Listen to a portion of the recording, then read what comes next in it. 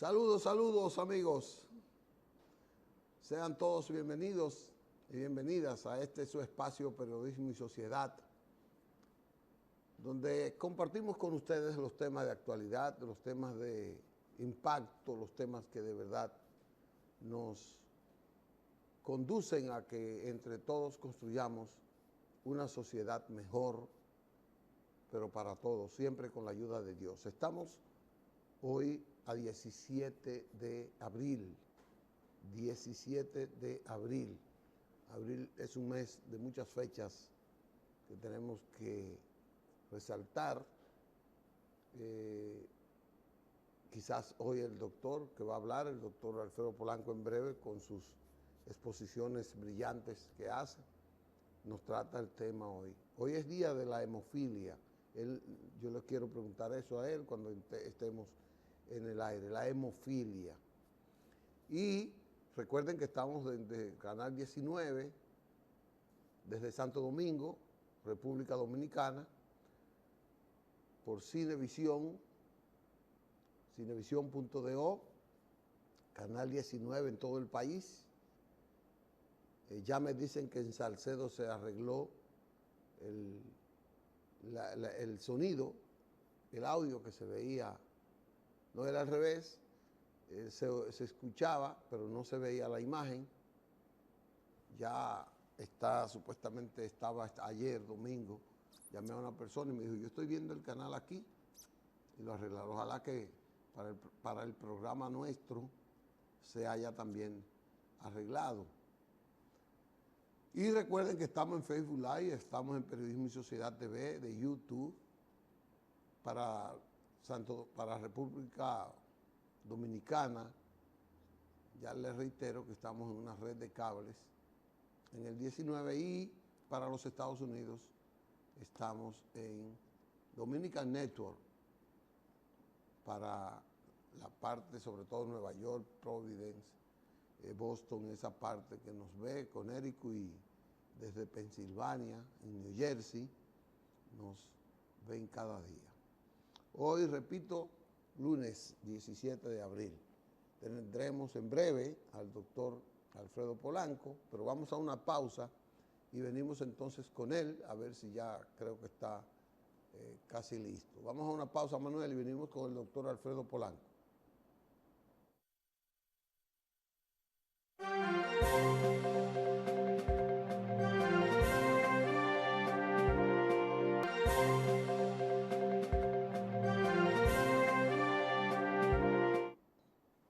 Bien, regresamos con ustedes ya con el tema fundamental de la jornada de hoy, la brillante participación de todos los lunes del doctor Alfredo Polanco, a quien les damos la bienvenida. Doctor, muy buenos días. Buenos días, Licho. Buenos días a todo nuestro público aquí y allá, ya que sabemos que mucho más lejos Manuel, que súbemelo un República chin Dominicana más. nos están sintonizando, o sea, bastante importante. En el día de hoy, a pesar de que se trata de que es el Día Internacional de la Hemofilia, sin embargo, debido a solicitudes, a peticiones de muchas personas que nos dicen, pero bueno, usted es nefrólogo, queremos que toque el tema de insuficiencia renal crónica y vamos a complacer peticiones, ya que muchas personas se han acercado a nosotros con un problema. Doctor, yo sufro de los riñones, yo tengo problemas de los riñones. Yo quiero que me dé una pastilla para los riñones. Ahora cuando estuvimos en Cotuí, nuestro campo, nuestra provincia, muchas personas en Semana Santa se acercaron a mí precisamente buscando una pastilla para los riñones. Entonces vamos a hablar de lo que es la insuficiencia renal crónica para que las personas sepan cuándo acudir al médico nefrólogo, cuáles son las principales causas, cómo se puede evitar, si se puede evitar, si se puede enlentecer la progresión de un paciente con insuficiencia renal crónica. Entonces, ese es el tema de hoy. Sería interesante si podríamos tener las líneas telefónicas, ya que hay personas que nos han solicitado, que quieren hacer algunas preguntas, tienen algunas dudas, inquietudes sobre el tema a tratar. bueno, sería bastante interesante. Con respecto a la insuficiencia renal crónica, es la pérdida lenta, progresiva e irreversible de la función renal. Generalmente se presenta a lo largo de meses, pero generalmente a lo largo de muchos años. La insuficiencia renal crónica se presenta con mayor frecuencia en un tipo de paciente. ¿Cuál es el tipo de paciente? Pacientes diabéticos. Casi la mitad de los pacientes que tenemos recibiendo terapia de diálisis son pacientes diabéticos, muchos que han tenido un mal control de la enfermedad, otros que por factores genéticos pues han tenido una insuficiencia renal crónica. La segunda causa más importante de insuficiencia renal crónica en el mundo es la hipertensión arterial. Dentro de estas dos enfermedades representan aproximadamente el 70% o más de todos los casos que tenemos con insuficiencia renal crónica en terapia de sustitución renal, es decir, recibiendo tratamiento de diálisis. Diálisis que se hace mediante la colocación del paciente en un riñón artificial para que este riñón artificial elimine los tóxicos que con unos riñones dañados pues no podría ser posible. Otras causas son enfermedades genéticas, enfermedades propias del riñón como son las glomerulonefritis, enfermedades genéticas del riñón como son los riñones poliquísticos, es decir, aquellas personas que tienen múltiples quistes en cada riñón y que es una enfermedad genética, es decir, que se transmite de padres a hijos y se transmite en todas las generaciones sin salto de generación. Otras causas de insuficiencia renal crónica tenemos las infecciones de vías urinarias a repetición, estos pacientes que frecuentemente tienen un proceso infeccioso de las vías urinarias y que prácticamente o casi no se curan, pues a la larga van a tener destrucción de los riñones. Otras causas tenemos los cálculos o piedras en los riñones.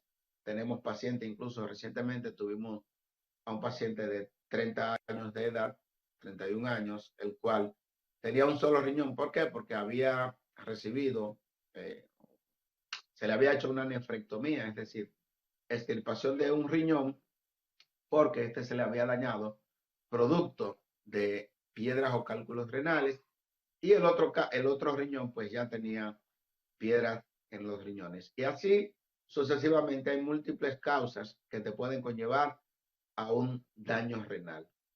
Según las estadísticas de la Organización Mundial de la Salud, aproximadamente un 10 a un 13% de la población mundial padece de algún grado de enfermedad renal crónica.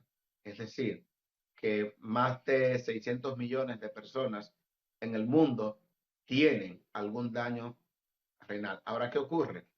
¿Por qué todas esas personas, o la mayoría de esas personas, no son diagnosticadas con daño renal? Es precisamente porque la enfermedad renal crónica en las primeras etapas no presenta ninguna sintomatología. Es decir, yo puedo tener actualmente un daño renal importante y no tener ningún tipo de dolor, no tener prácticamente ninguna manifestación clínica de daño renal.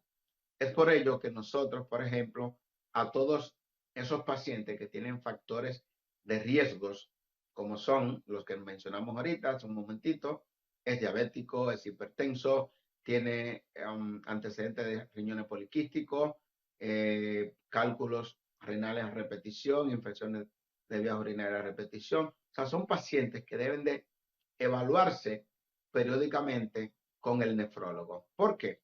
Porque podríamos detectar a tiempo una enfermedad renal crónica en etapas iniciales y en muchos casos nosotros podríamos enlentecer la progresión hacia un daño renal irreversible, es decir, hacia que el paciente tenga que requerir de terapia de sustitución renal, como son los diferentes tipos de diálisis o el trasplante renal.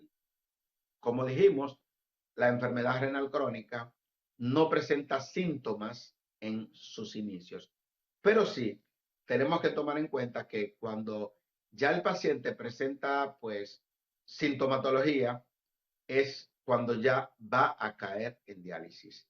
Es para nosotros muchas veces muy penoso pues decirle a un paciente, mire, señor o señora, sus riñones se le están dañando. O sea, sus riñones están dañados, como he tenido a muchos casos en los diferentes centros de salud donde nosotros laboramos, que tenemos que darle al paciente el diagnóstico de que tiene una insuficiencia renal crónica avanzada, es decir, en la etapa terminal. Etapa terminal, que es un término que no debería utilizarse porque cuando hablamos de que el paciente tiene una insuficiencia renal crónica en etapa terminal, ya el paciente piensa, intuye que es que ya la vida se acaba. Sin embargo, etapa final de la insuficiencia renal crónica es que ya los riñones están completamente dañados. Cuando los riñones se dañan completamente, es cuando nosotros le decimos al paciente que debe de acudir a la terapia de sustitución renal, diálisis y la diálisis peritoneal. Ahora bien, es muy importante que el paciente sepa que por el hecho de que ya le hemos recomendado al paciente tratamiento de sustitución renal, es decir, de diálisis, la vida en este momento no se acaba. Muy por el contrario. La diálisis conlleva a una alta expectativa de vida. Por ejemplo, en nuestro país, un país subdesarrollado, contamos con suficientes o casi suficientes máquinas de diálisis para prácticamente la demanda de República Dominicana. Lo único malo es que la mayoría de las unidades de diálisis están en las grandes ciudades. Sin embargo, un paciente que requiera tratamiento de diálisis es un paciente que puede durar bastante tiempo recibiendo esa terapia. No tenemos sesgo de edad, de sexo. Por ejemplo, tenemos pacientes en diálisis tan mayores como con 85, 86 años. Actualmente yo tengo un paciente que actualmente, valga la redundancia, se está dializando y él tiene 87 años de edad y tiene 3 años recibiendo las diálisis, acude solo a recibir sus diálisis. O sea, por eso les digo, cuando un paciente pues la edad no es un factor que va a determinar si se puede dializar o no. Pacientes pediátricos pueden recibir tratamiento de diálisis, por ejemplo, ahí están viendo las imágenes, cómo ese paciente se va a conectar de un acceso vascular, una fístula o un catéter y se va a programar máquina de diálisis que le va a hacer el intercambio de la sangre, es decir, le va a eliminar todas esas sustancias tóxicas que debería de ser eliminada por la orina. ¿Por qué?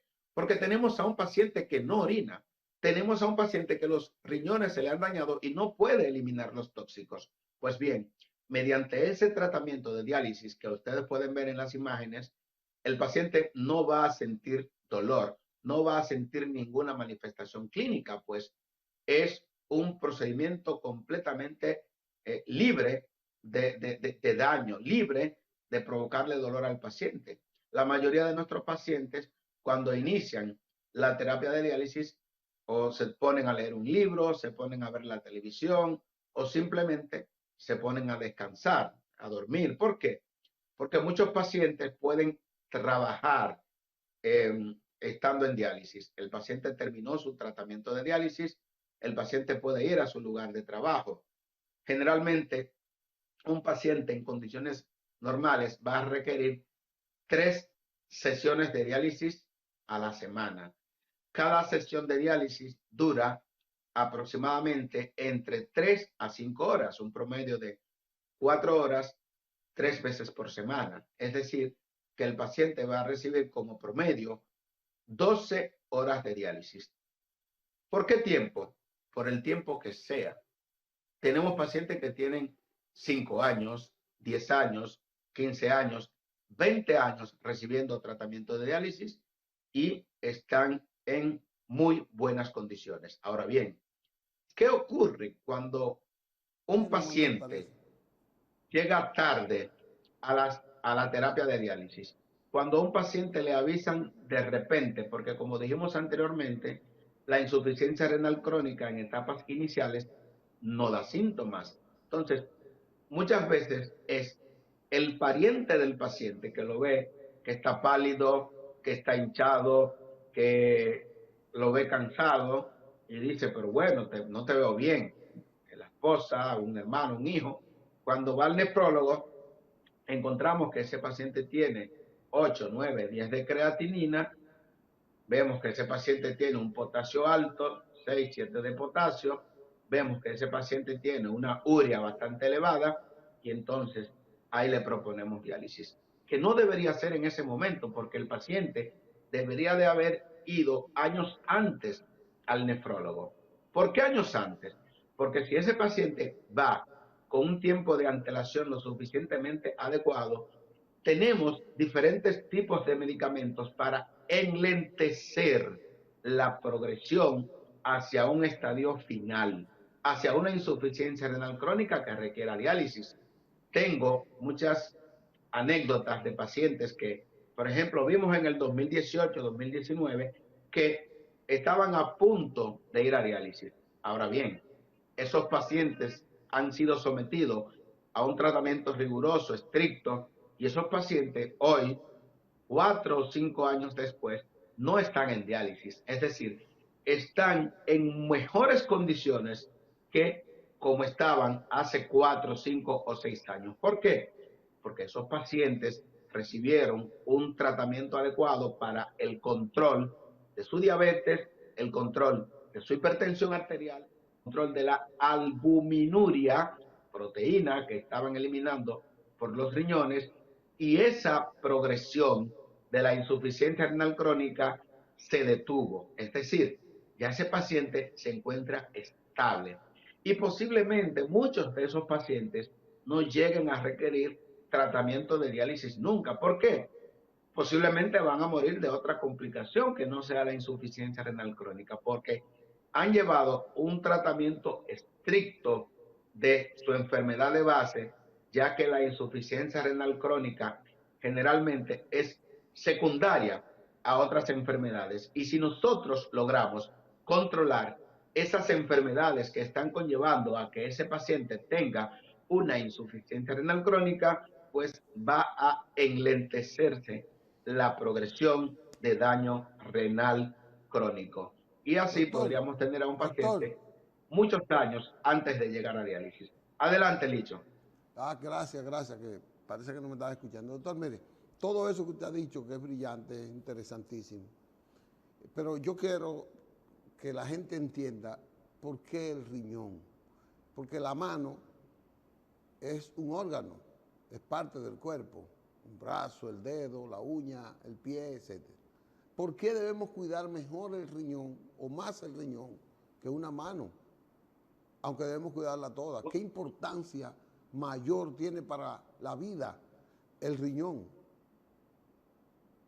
Como diría el cardiólogo, el corazón es la bomba que distribuye la sangre a los diferentes partes del cuerpo. Ahora bien, los riñones son los órganos que se encargan de limpiar, de depurar, de eliminar todos los tóxicos que se producen producto del metabolismo humano, todos los tóxicos de todas las sustancias que nosotros ingerimos, todo tiene tóxico.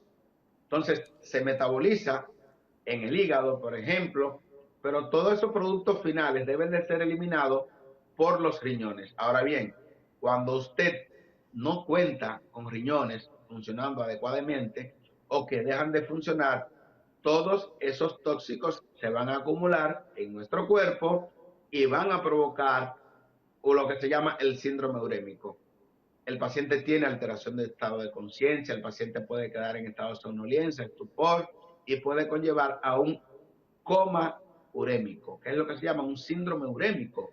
Los tóxicos que deben de eliminarse por el riñón van a provocar un daño en el sistema nervioso central. También tenemos un tóxico bastante importante que debe de eliminarse por el riñón, que es el potasio.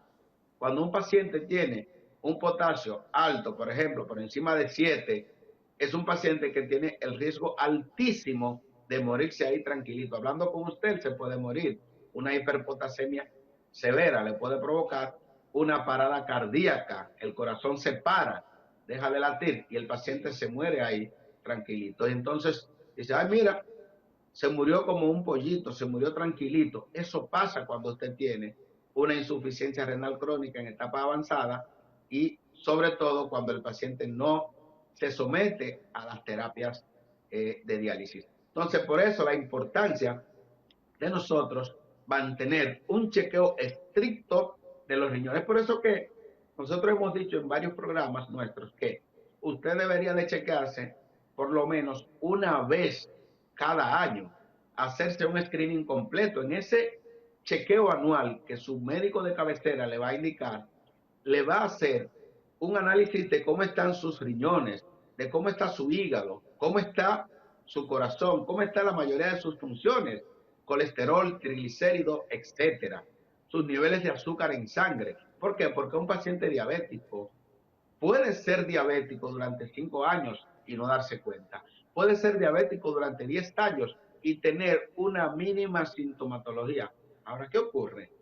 Que durante esos 5 años que el paciente es diabético, que no lo sabe y que no está utilizando tratamiento para diabetes porque no sabe que es diabético, uno de los órganos que se va dañando más rápidamente, ¿cuál es? Son los riñones. Entonces, de ahí que ese paciente, ay, lo diagnosticaron ayer como diabético y ahora lo mandaron a donde el nefrólogo. ¿Por qué? Porque entonces cuando fue a donde el diabetólogo endocrinólogo, encontró que ese paciente tiene varias cruces de proteína o de albúmina en la orina. ¿Qué indica esto? Que ese paciente tenía más de 6 años siendo diabético y no lo sabía, y esa diabetes ya le ha provocado un daño importante a los riñones. Ahora bien, se puede hacer mucho, porque muchas veces el paciente va desilusionado a donde el nefrólogo, pero doctor, ahora me dijo mi diabetólogo que tengo un daño importante en los riñones. Nosotros hacemos una evaluación estricta, le mandamos a hacer la determinación de albúmina en orina de 24 horas, creatinina en orina de 24 horas, que es la famosa prueba del galón, y con este análisis nosotros podemos decirle al paciente con casi precisión absoluta de cómo están sus riñones, qué debemos de hacer, pero el paciente debe de coger esto muy en serio, porque de repente he tenido pacientes que lo dejé para una cita en 3 meses, vino la pandemia, el paciente no vino en esos 3 meses, vino 3 años después y lo que hemos tenido que recomendarle es diálisis.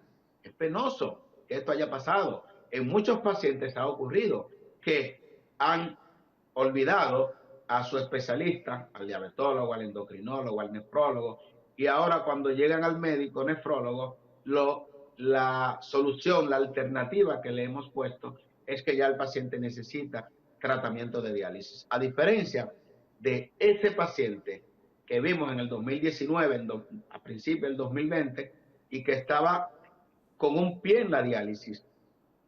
Ese paciente actualmente, tenemos muchos pacientes que están mucho mejor que como estaban en el 2019 o a principios del 2020. ¿Por qué?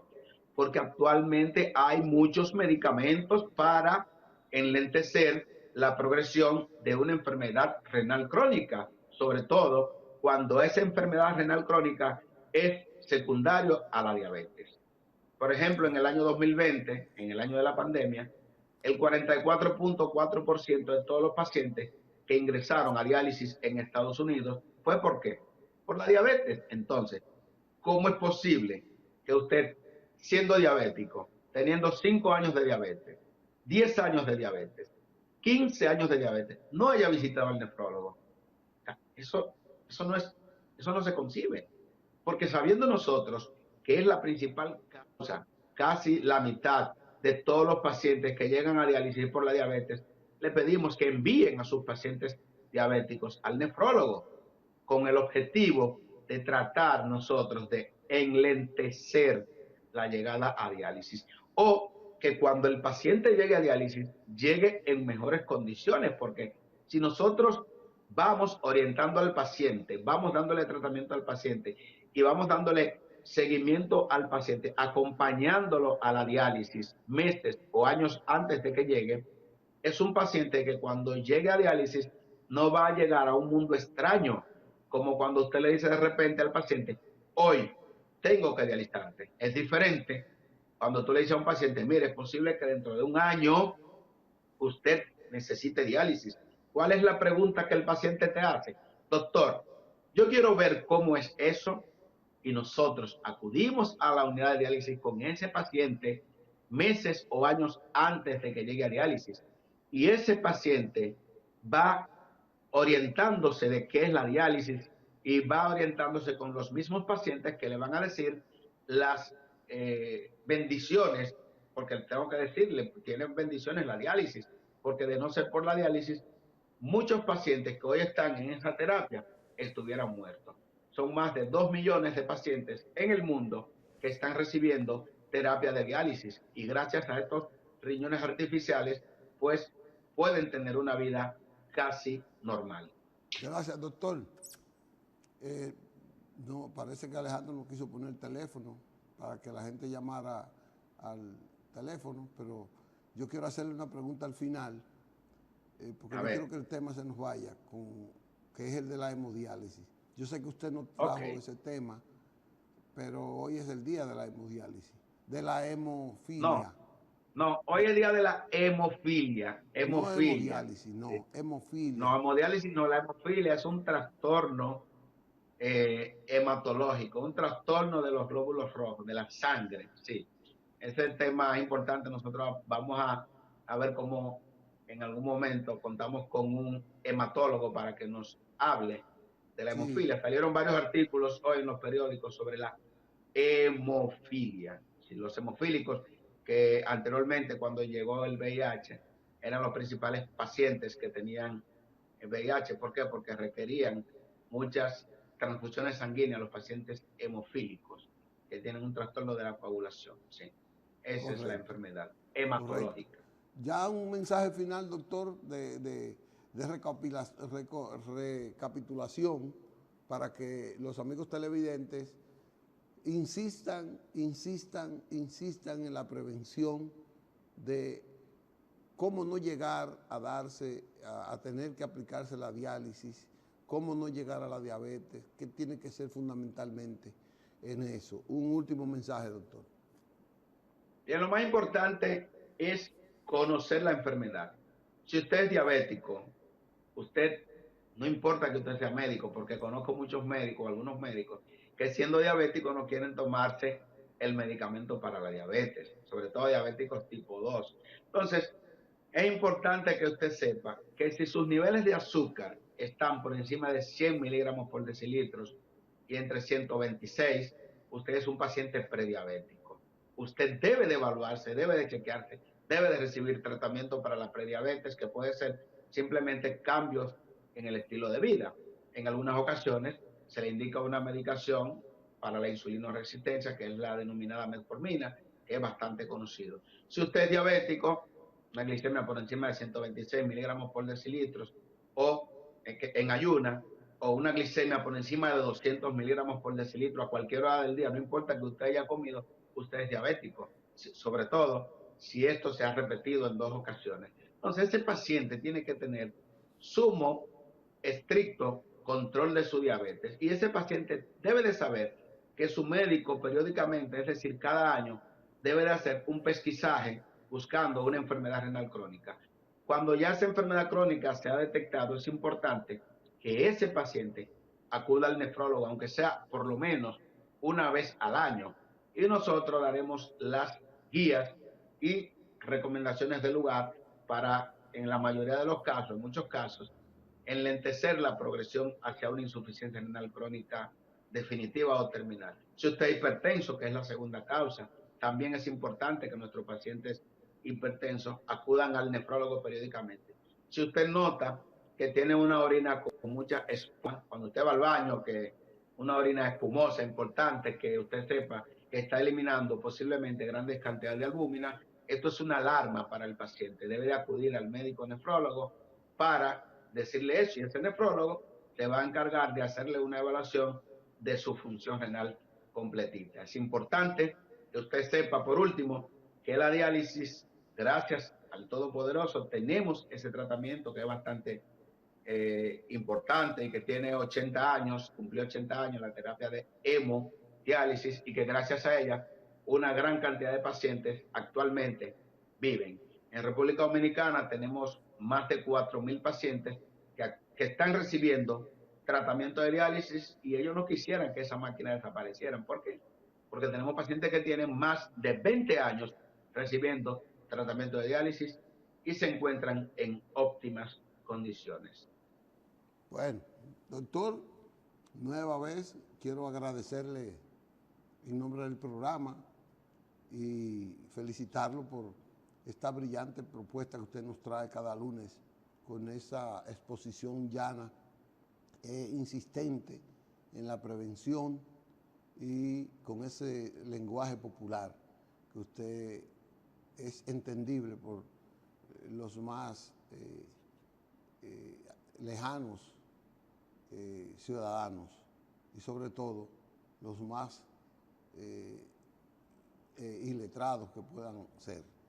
Gracias por su participación y nos veremos el próximo lunes. Nos vemos. Ya se fue el doctor. Bueno, pues muchas gracias. Vamos a una pausa y venimos después de esta pausa con otros temas.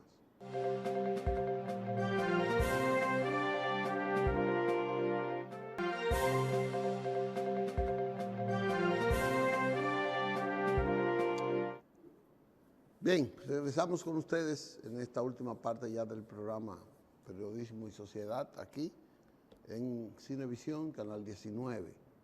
Estamos transmitiendo para todo el país. Hoy, en esta última parte, pues vamos a airear algunos temas que son de interés para la familia, para el Estado, para la República, que quiero comenzar por una grata noticia que me llegó el fin de semana para el sector del Gran Santo Domingo.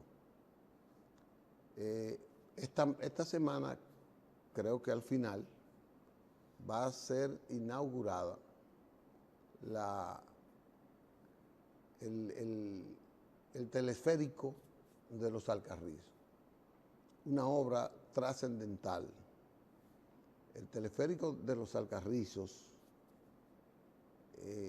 cuando usted se penetra a ese sector, a ese pueblo, a ese municipio, usted ve lo tortuoso, lo medio enredado que son las salidas y la circulación interna.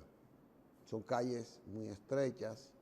Ese es un municipio que se formó sin regulación. Fue un municipio que se formó con una gran precariedad, la gente comprando terreno, otros invadiéndolos, familias vendiendo sus tierras sin urbanizar, sin organizar de manera urbana.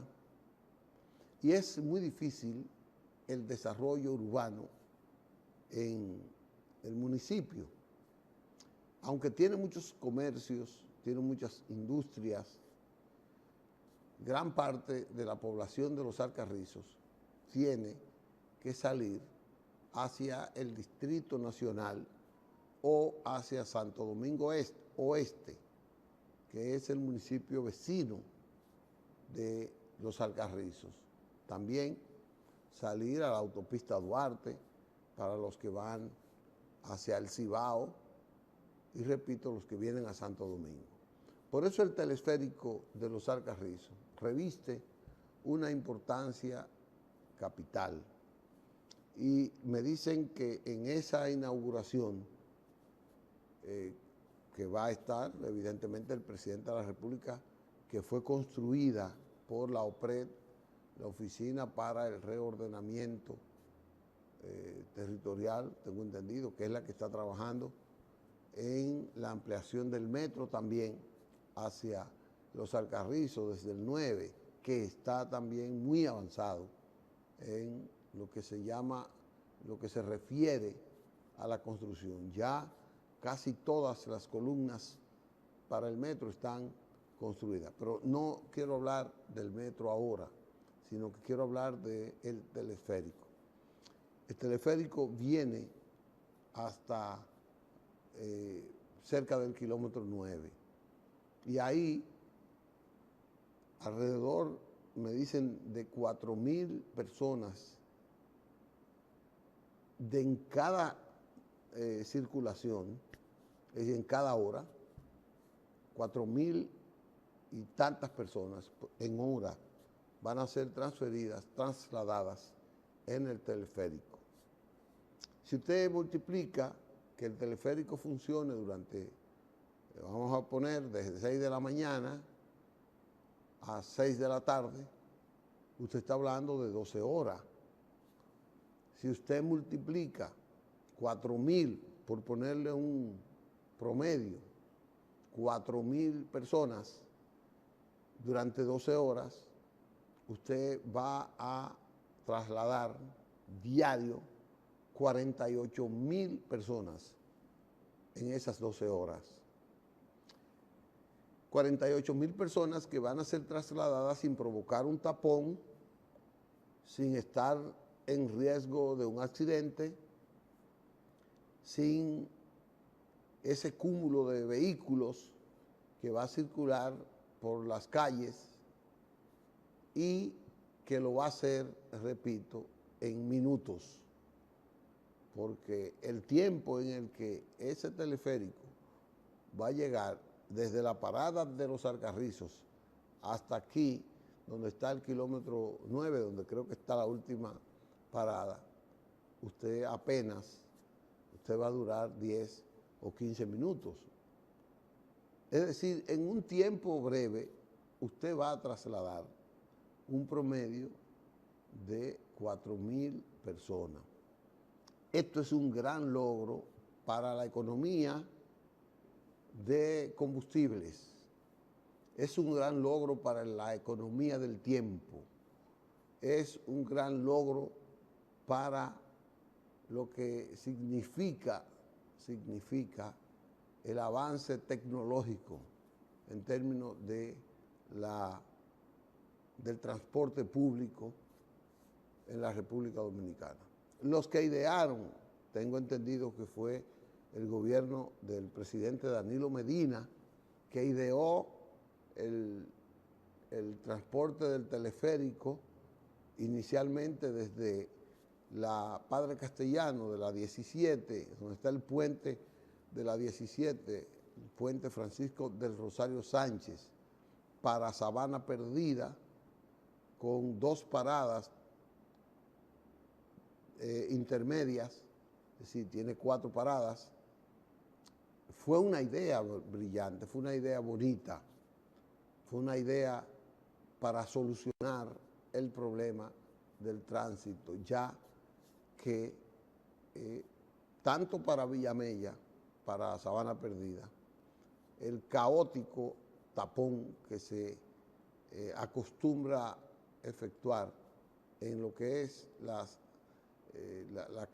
avenida o la comunicación de Los Minas a Villamella, a Sabana Perdida, que hay apenas una vía que cruza por el puente creo que se llama Gregorio Luperón, que estaba por la Barquita Vieja. No hay posibilidad, a menos que se construya otro puente. Ese mismo hay que remodelarlo, hay que ampliarlo, porque aún así con el teleférico sigue siendo deficiente, que es otro barrio que se construyó sin ningún criterio urbanístico, solo que la gente fue, invadió esos terrenos y hoy el Estado tiene que buscarle solución a todos los servicios que hay ahí. Así que yo quiero felicitar al ingeniero Rafael Santos Pérez, un ingeniero, una persona muy noble, accesible, una persona con criterios de honestidad de transparencia, de cercanía con la gente, que ha puesto este servicio al servicio de la comunidad, como lo ameritaba y como lo amerita ese municipio de Montecristi. Y felicitar nuevas veces al gobierno por esta gran iniciativa. Así que en una semana, quizás a final de este mes, ya estaremos transitando por el teleférico de Los Alcarrizos.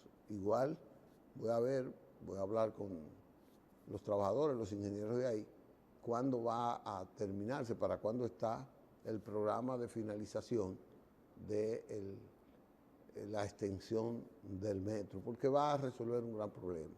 Ese tapón de entrada y salida de la autopista Duarte en las horas pico va a ser reducido a cero.